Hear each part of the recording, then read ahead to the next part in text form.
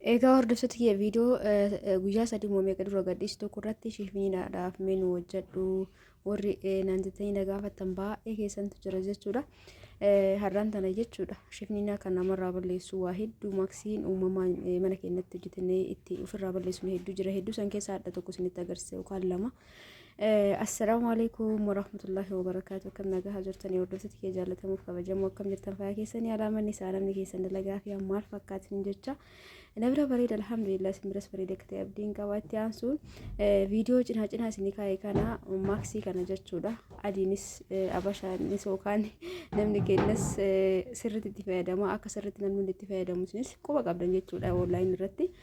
Kanaafuu anamma ruuzaa fi talbaa walitti affeelee egas booda kireemii isaa keessaa baafachuuf kunoo carqii wayitii irratti naqee keessa cuunfuu jedha jechuudha. Yoo carqii wayitii naqxanii keessa cuunfitan malee kireemiin isiniin bahu kun agartanii talbaa waan sirriitti hin bulutiniif ruuzallee garmalee muluqee bilchaatuun goone beekaatumaanii dhiqqoo madaakee egas booda carqii kanaan cuunfee sirriitti carqiin baay'ee akka naxalaa sanillee naa ta'uu didee haa ta'uti.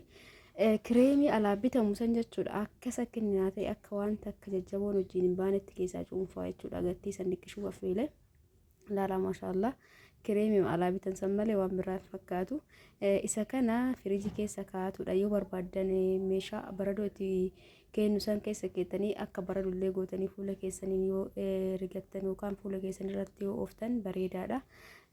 Yoo baay'istanii hojjetu barbaadan bifa baradootiin illee kaa'atuu dandeettan jechuudha hordoftoota kiyya.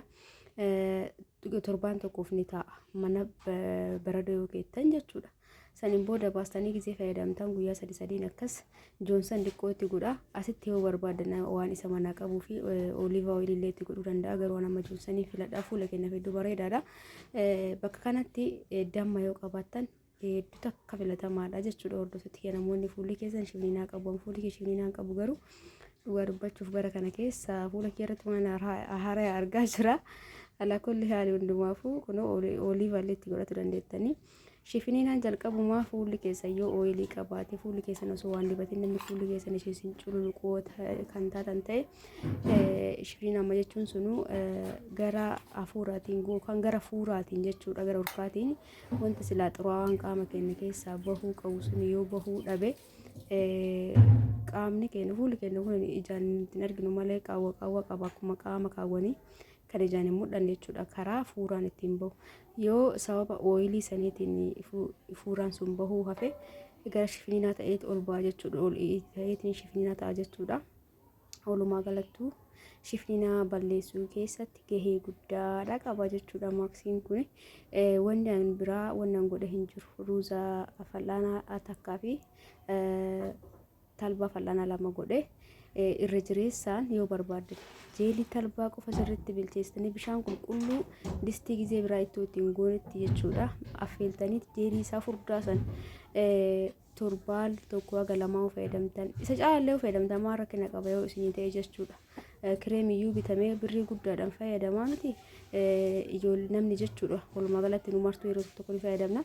Kanaafuu jeelii kana gizeen affeeltanii gizee hunditti dhaabbanii yoo fayyadamtanii fuula keessan isinii bareeche shifniina isinirraa balleesse rakkoo hin qabu jechuudha. Rakkoon keenya guddaan yeroo guyyaa lama sadii torbaan takka fayyadamne hin ta'u jenna jechuudha. Kanaafuu akkasiin godhina gizee hunda fayyadama. Kuni jeelii talbaa ruuza talbaa fi qibata dibata yookaan joonsanii xiqqootti godhee jira. Yoo barbaadan damma itti gootanii itti fayyadamuu dandeettanii jechuudha hordoftoota kiyya. Shifniina hedduu takka balleessa fuula keessanillee baay'ee isinii bareechaa jechuudha. Ruuzaa fi kireemiin ruuzaa kuni noormaali kireemii fakkaata hundi jajjabaatu akka hin jiru. Asumaan immoo diriyaa kanallee barbaadan biratti ni argattanii an hoggaaf deemuu fayyadamuu eegalee shaarbiin isaa baay'ee takka bal'aadha. Halluu qaba gurraacha diimaa bulellee qaba yookaan magariisa. Asumaan aga fuulli kiyya naa gogu hordoftuun takka meeshaa na biraa qabdi uffata jechuudha. Uffata obboleeyyan lamaa fi haadhaaf sarpiraayizii gooti maashaallah tabaarakallaa ka gatiin isaa lashiinaan jettee jirti. Kunoo shiitaaf shaarbii gogoraa kan qabu gogoraa jalaa daanteelii qabu naan jettee. Kanaafuu kunoo duriyaa shiitaa kana hin hodhisiifnee fi lama gootiif waan ta'eef tokko hodhisiisin naan jettee jirti jechuudha maashaallah. Gogoraan tun hedduu takka namatti tolti ilaala maashaallah tabaarakallaa gizee lumuutti taate dhufti gizee akkana dhufti. Maachi naan jette shaarbii xarafa qabu sana wajjin naan jettee jirti. Shaarbiiwwan kun dhugaa dubbachuuf kaloo ullee miti nama guddaafis ta'a bal'aadha hedduu namatti tola jechuudha. Carqoomni isaa yabbuu wayiiti. Akkanatti sadiin kana walirratti tokko kanatti godheefi jira tokko immoo isa kwaalitiin naan jette. Uslipsii fi wanni diriyaan tokkuma ta'ee garaagarummaan isaa maalinni shaarbii tana jechuudha. Shaarbii kun immoo diimaa naan jette maskariinaa jalaan godhatanii naan jettee jirti. Kun akkuma argitu kana shaarbii kana garagara malee bu'uura namni tokkuma shaarbiin tuni ka xarafa afirraa qofa qabu kanaafi kun tokko miti jechuudha. Kun shaarbiin bicha qarshii 2500 gabaa irratti. Akkana siinjaa hordoftoota kiyya namoonni barbaadan karaa keessaatiin hilo jettanii diriyaa shiitallee diriyaa normaalallee shiitii bichallee na biratti ni argattanii kanaaf hilo jettanii ajajattuu hin dagatina. Kunoo tokko isa kanaa jechuudha. Obboleeyyan lamaaf goote obboleettii hangafaatii bifa lamatti gooteef isa kanaafi ka duraasan jechuudha. Obboleettii takkaaf immoo shiitaaf shaarbii qofa godheef naan jettee jirti.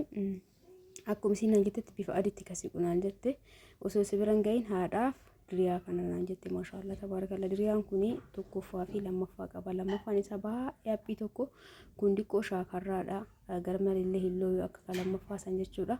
Kunoo kana fakkaata gogoraan isallee shaarbiin isallee kunoo akkana jira jechuudha hordoftoota kiyya. Shaarbiin isaa maashaallah xarafni afurraa kun baay'ee bareeda. Kana fakkaata jechuudha kaadha. Asittillee akkuma argitan kana kunoo obboleettii takkaaf shaarbii ka jalqabaa san wajjin fakkaata adii malee gara adii isin naan jedhe. Diriyaan shiitatuun immoo maashaallah tabaarakalla tana hodhisiisee naan jettee hodhamaadha.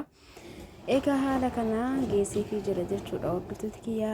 Namoonni uffata ijoolleen gaafataa jirtan dirqama akkuma jiru isiniin jedhe maatii dirqamaanii miti garuu dirqama gizee mara argaa miti gizee jirutti isinii ajaja.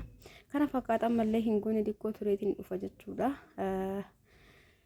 Kunoo akkuma argaa jirtan kana daqiiqaa 50 wayii turee jira.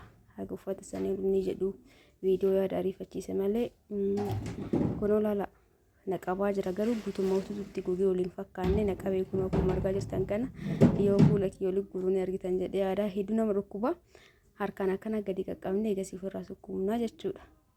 Kunoo fuula yoo isin qabe ofirraa dhiqattan suuta jettanii anan matarii akka daqiiqaan isinitti hin dheeranneef viidiyoo ispiidii irra godhee ariifachiisa waan ta'eef isin waan akkas sirri sukkuumeef isinitti hin fakkaatini. Kun ammoo akkana godhu waan sirri dafee sukkuume isiniif fakkaata daqiiqaa gabaabsuuf jechaani. Maashaallah hedduu bareedaadha fayyadamaa hundi keessanuu isiniin jaawwatu. Namoonni immoo shifiniinaan isin rakkise jeelii talbaa takka jedha. Akka nama godhe kanatti illee fayyadamaa akkasumallee immoo ajjaa ootisii jechuu godha. Qaxaasa saniin beektaniif isa san dammoo wajjin gizee mara fayyadamaa. Waan tokko yoo fuula keessaniif ta'e rifeensi keessan namoonni rifeensi torbaanitti fa'aa jijjiirama heddan kijiba jechuudha torbaanitti rifeensi dheeratu hin jiru. Itti dhaabdanii ji'ootaaf fayyadamuu qabda. Fakkeenyaaf fuula kiyyaa waan naa tolu tokko yoo argadhe yeroo mara yoo fayyadame rakkina qabu jechuudha.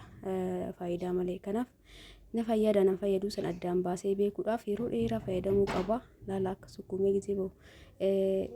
Onneen kun maaksiin kun dura gizee dibadhu adiidha. Amma garuu waan fakkaatu laala.